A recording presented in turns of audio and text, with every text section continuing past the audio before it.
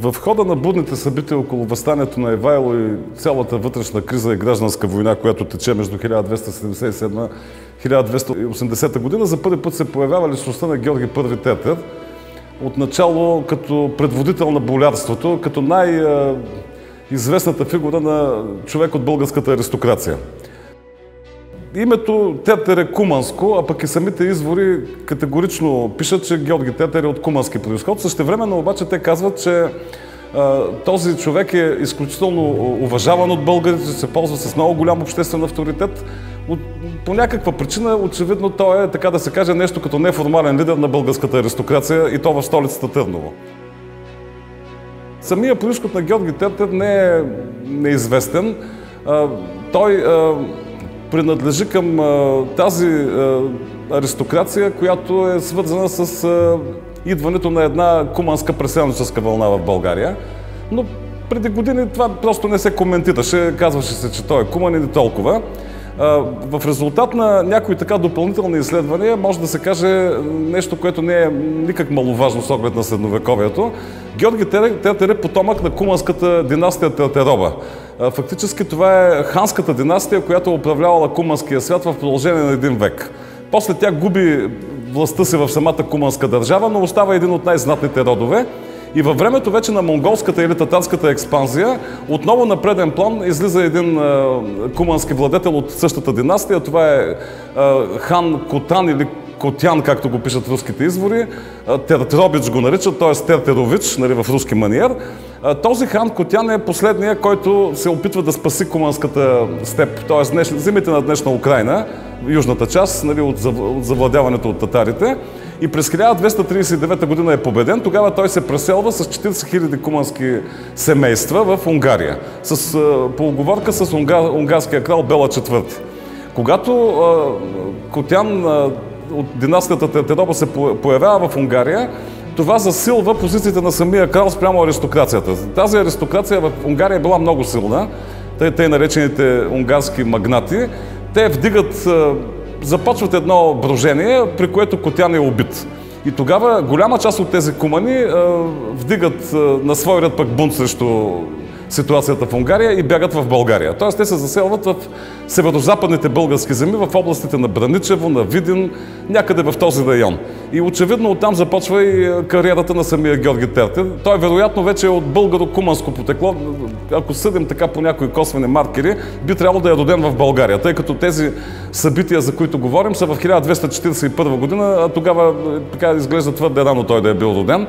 Но той в България, независимо че от куманско потекло, се вписва много добре в така аристократичната среда.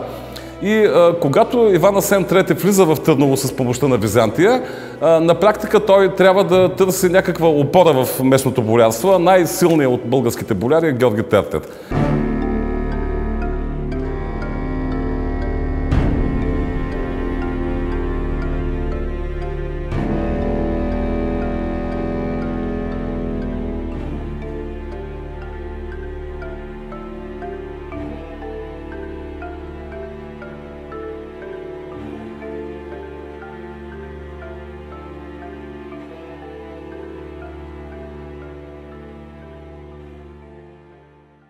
Беглият поглед върху историята на Второто българско царство може да ни подведе, защото ще останем с измамното впечатление, че става дума за една епоха на преврати, убийства, граждански войни, измени, раздори и така нататък. Но всъщност става дума за една политика, която се осъществява по това време по малко по-различен начин, но която, подобно и на днешната политика, има една единствена цел, поне на теория, държавата да процъфтява, а населението на държавата да благоденства. Реалността обаче е съвсем различна. От времето на Константин Тих Асен насетне има наистина някои граждански войни между особици, които променят династиите и които изкарват нови лица на историческата сцена. Но тези превратности в държавно-политическият елит не са случайни. Те имат своята идеологическа обосновка. И това е така, защото средновековното общество е много по-нормативно общество, отколкото съвременното. То не може да приеме разрушаването на един социален порядък само заради удовлетворението на лични амбиции и ласкаене на егото на един или друг болярин или на един или друг владетел, претендент за царския трон и така нататък. Иска се от всеки един претендент да има някакви легитимни основания. И именно поради тази причина аз ще се върна малко назад във времето на Константин Тих Асен, за да изясним същността на процесите, които стават не само във втората половина на 13-то, но и през първата половина също така и на 14-то столетие.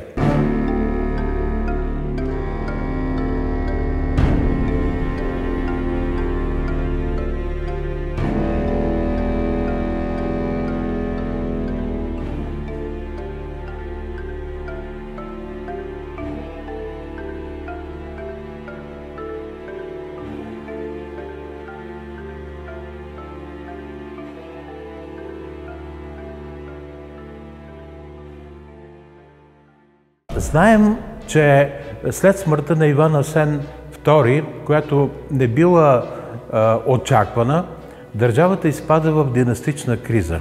Изреждат се на престола две деца. Тези две деца на Иван Асен, Калиман I Асен и Михаил II Асен, не могат да управляват сами. Всъщност, те стават заложници и жертви на болярски групировки, които застават за тях. И тези болярски групировки преследват различни, не само вътрешно-политически, но и външно-политически цели.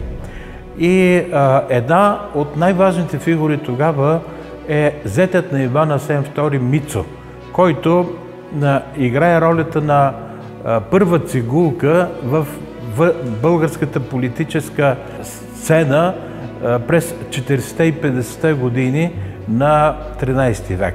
Но, както Георги Пахомер пише, Мицо бил много излежен, ленив, а напоследък се откри един интересен надпис, който показва, че той не бил никак популярен в столицата. Хората го наричали слуга на дявола и поради тази причина растящото социално недоволство било насочено срещу Мицо. И именно тогава болярството и една част от нобилитета на столицата се обединяват около идеята за един цар, който да бъде изразител на идеите на това болярство. И този цар е бил Константин Тих Асен. Точно по този начин, вече когато владетелят заема престола благодарение на избора на болярите и на нобилитета, той става до известна степен заложник на техните интереси и едновременно с това той трябва да спазва поетите ангажименти спрямо тези, които са го поставили на престола.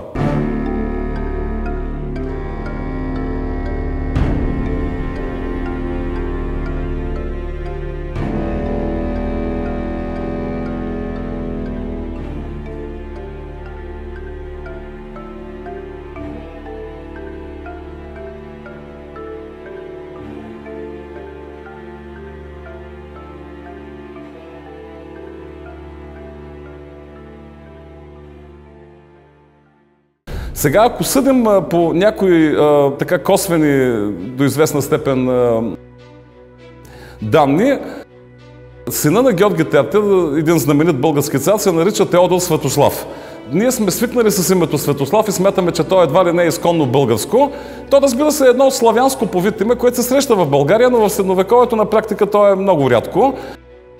Знаем, че предишният, така да се каже, неформален лидер на болярството е бил руския княз Яков Светослав. Така че може да се смята, че Георги Тертер е бил зет на Яков Светослав и затова сина му се нарича Теодор Светослав.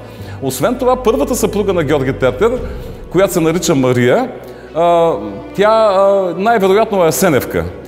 Това не е казано никъде директно, но интересно е, че българското болярство не приема и църквата не приемат втория брак на Теодор Светослав, на Георги Тертер, при всечия с Асеневка, и в крайна сметка патриарх Йоаким принуждава, пък и общественото мнение принуждават Георги Третер да се върне първата съпруга. Тъй, че при него има един куриоз.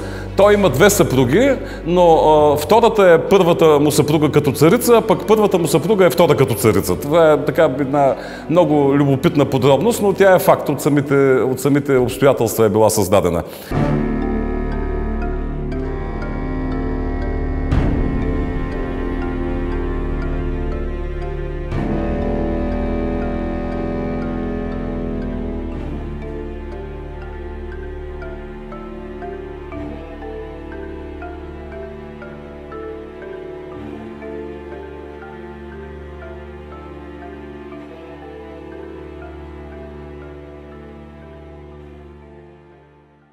Ние знаем вече, че династичният принцип по времето на Константин Тихасен бил загърбен.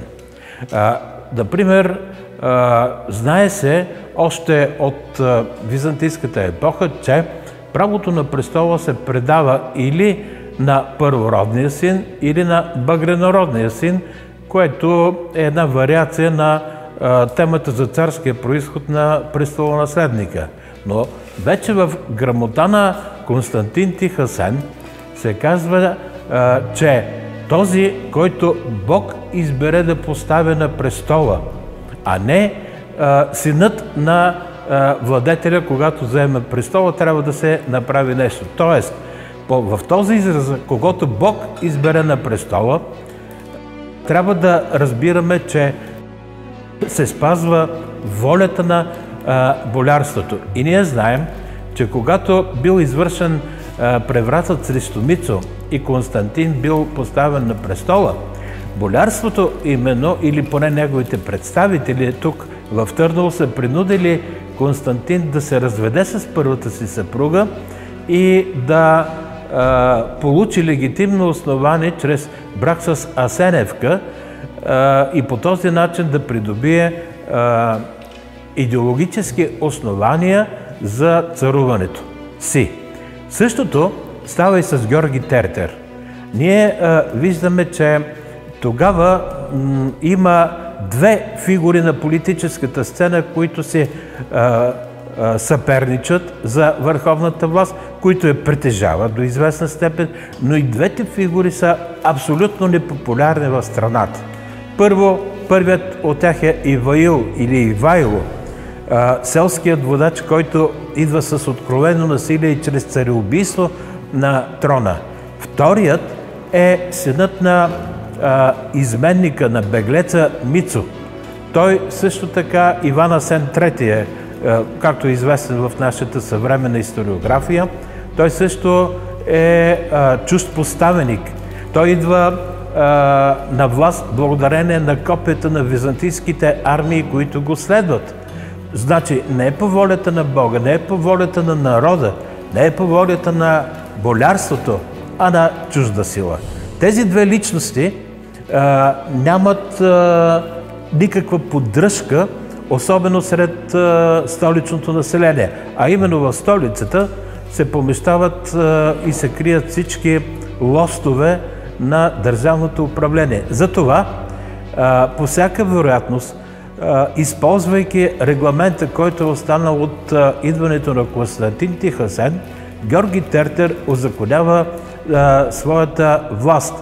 И по всяка вероятност той е бил удостоен с най-високата титла от Иван Асен III, но в името на интересите на страната, в името на ограничаването на властта на византийския поставеник и нейното пълно премахване, той извършва преврат с одобрението на църквата и на високо поставените и болярските групировки, които съществуват в България.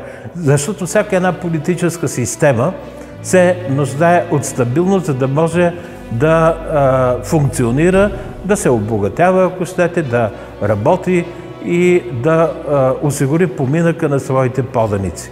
Така ние виждаме, и това според мен е много точно заявено, защото виждаме, че срещу идването на Георги Тертер на власт няма никаква опозиция. Много лесно властта преминава в неговите ръце.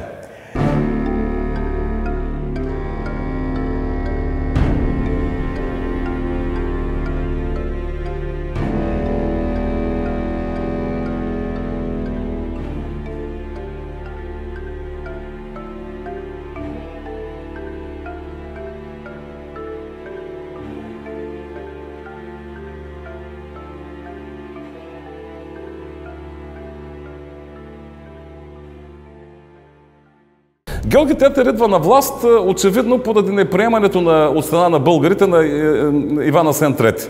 Иван Асен III общо взето не се проявява с някакви особени достоинства. Той дори прави това, което говорихме и в предишната част на този филм, че вземайки част от царското съкровище, позорно бяга в Византия, заедно с съпругата си Ирина, дъщеря на Михаил Палеолог, и тогава престола е овладян от Георги Тертер. Очевидно, Георги Тертер е най-влиятелната фигура, не случайно, бидейки макар и по-малко от година в Търново, Иван Асен III го принуждава да се разведе с Мария и да се ожени за Кира Мария, за сестрата на Иван Асен III. Асеневка, разбира се, като потомка на асеневци. Ние знаем, че асеневци са, така да се каже, легитимиращия фактор на българските царе.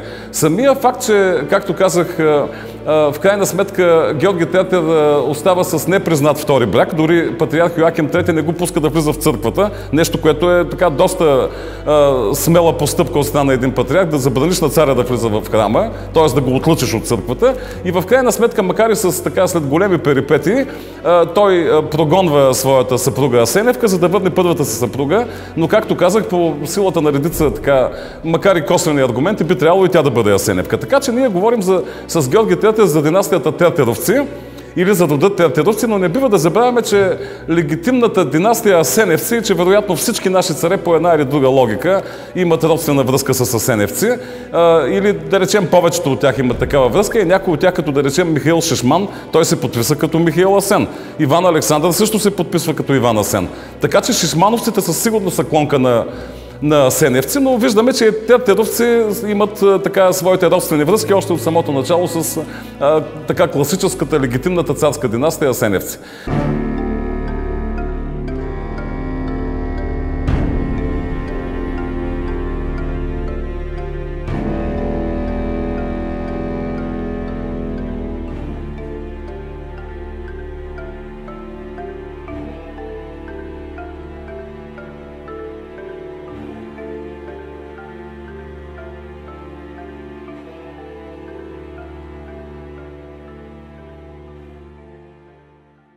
Георги Тертер е останал в нашата история с не много ласкави оценки. Той управлява, разбира се, в един много труден период от 1280 до 1292. Така напуска малко по позорен начин престола и това като цяло е създало една, бих казал, негативна нагласа към него. Сега, без да се превръщам в адвокат на Георги Тертер, несъмнено той е бил човек с качества. Не случайно българите го величаяли, както каза Георги Пахемер. Т.е. той е имал много силен авторитет. Той е имал заслугата да прогони една чужда марионетка, каквато е Иван Асен III, а също така да сложи и край на движението на Ивайло. Тъй като движението на Ивайло или възстанието на Ивайло, то все още е продължавало. Ивайло е бил жив.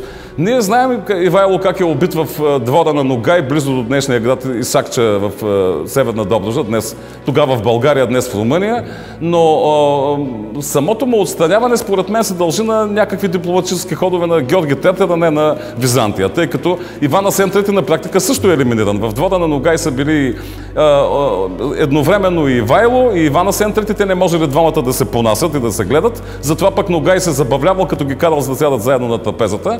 В крайна сметка Ивайло е убит, но Иван Асен III го е спасило това, че все пак е родственик на Ногай по линия, те са баджанаци, така да се каже, женени са за две сестри, две дъщери на Михаил Палеолог, така че самия Пахемер казва, че Иван Асен III е можел да има същата участ, ако не го била спасила неговата, как се пада, снаха или може би балдъза се казва, нали, така в традиционния български изговор, на Евросина, съпругата на Ногай.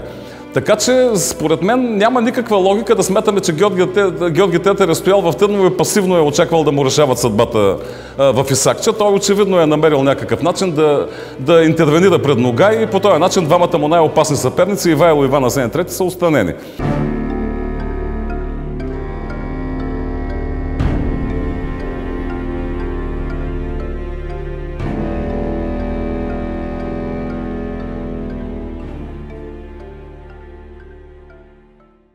Бидейки начало на българската държава, обаче той също има съмнения за стабилността на своето положение. И поради тази причина, може би, в самото начало още той се грижи за осигуряване на династията си. И за това провъзгласява сина си Теодор Светослав или Тодор Светослав Тертер за свой съвладетел, още когато е бил съвсем невръстно дете, може би на 2-3 или най-много на 4 годинки. Но това също не е прецедент. Точно така прави и Мария, палеологена, вдовицата на Константин Тих, която осъществява фиктивен брак с Ивайло, селският водач, за да осигури короната на собствения си син. А Константин Тих преди това, още в навечерието на това въстание, на практика също провъзгласява сина си за свой съвладетел. Така Георги Тертер предусеща тези опозиционни сили, които винаги са съществували и съществуват при всяка една власт. Няма власт без опозиция, било то явна или тайна опозиция.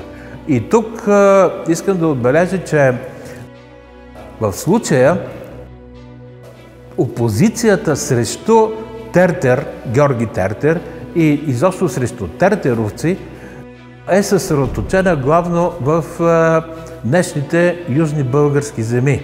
Става дума за родът на братята Смилец, Войсил и Радослав. И тук не може да не направи впечатление един друг факт, че всички български царе, с изключение на Смилец, управлявали във Второто българско царство, произхождат от Северна България. Говоря с днешните географски понятия. Единственият владетел, който е от Южна България, от Подбалкана, това е Смилец. Значи, този факт не е случайен. Винаги във всички исторически извори, било то византийски, сръбски, френски, да не ги изброявам, винаги Мизия или Загора се идентифицира с земите на север от Стара планина. Имам предвид не само до Дунав, но и на север от Дунав, да речем до източните Карпати, на също така части от днешна Бесарабия, Молдова и така нататък. Трябва да знаем, че това не е случайно исторически, така се е сложил там, на север от Стара планина, е ядрото, първичното ядро на зараждането на българската държавност през 7, 8, 9 век. А Южна България винаги е била някак по-самостоятелна и независеща в моменти на отслабване на властта от централното управление в Търновград, да речем. Затова, освен това, самостоятелните български владетели, които са достатъчно силни, може би търсят задоволяването на своите собствени интереси, като лавират най-често между основните сили България, Сърбия, Византия и търсят или задоволяване на местните си амбиции, или пък правят опити за овладяване на върховната власт. И Смилец се възползва точно от тази ситуация. Първо, той има някакви легитимни основания, бидейки роднина с Тертерова и съответно с Асеневия род. И второ, ползва се с покровителството, съюзничеството, както на Ногай и Златната орда, така и на Византийската империя. И точно по тази причина Георги Тертер, който е може би за доста време е бил народният любимец и издигнат от народа цар, губи престола си. Той не бяга, той е на практика заставен да абдикира. И съответно търси убежище, но виждаме, че Византия в лицето на нейния император не му дават убежище достойно за един владетел, макар и в изгнание, и той се скита от град на град, за да търси препитание, убежище и така нататък. И тази одисея продължава доста време, защото години след завземането на властта от неговия син Светослав, Теодор Светослав или Тодор Светослав, той е разменен, както каза и колегата Плов, за група византийски сановници, военачалници, офицери и получава отново възможността да се върне в собствената си страна. Той, да не забравяме, че е от Северна България също така, или северо-западните региони, както има някои данни за това. Но ето тук отново виждаме, че един, макар и легитимен цар, който е загубил престола, не може да получи правото отново да владее, защото освен легитимността, освен обществения договор, който му предоставя властта, съществува и така наречената харизма. Тоест, вярата на поданиците в възможността на владетеля да води своите хора към просперитет, благоденствие, победи във войните, завоевание на нови земи и прочее. А той, Георги Тертер, е загубил тази възможност.